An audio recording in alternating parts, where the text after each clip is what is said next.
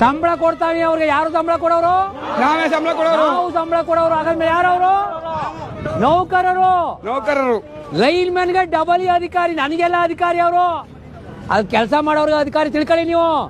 ನೀವು ಎಲ್ಲಿ ಗಂಟೆ ತಲೆ ಕೇಳತ್ತೀರಿ, ಇಲ್ಲಿ ಗಂಟೆ ಹಿಂಗೆ.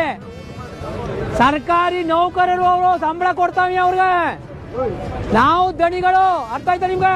ಯಾವ ರೂಲ್ಸ್ ಇದೇನ್ರಿ ಕಟ್ ಮಾಡೋದು? ಇರೋ ಬೆಳೆ ಫಸಲ್ನ ಯಾರು ಕಟ್ ಮಾಡಕ್ ಆಗಲ್ಲ. ಏನು ಕೊಂಬಿದ್ದವ್ರಿಗೆ ಕೊಂಬು ಸಂಬಳ ಕೊಡ್ತೀವಿ, ಸಂಬಳನ ಇವ್ರಿಗೆ.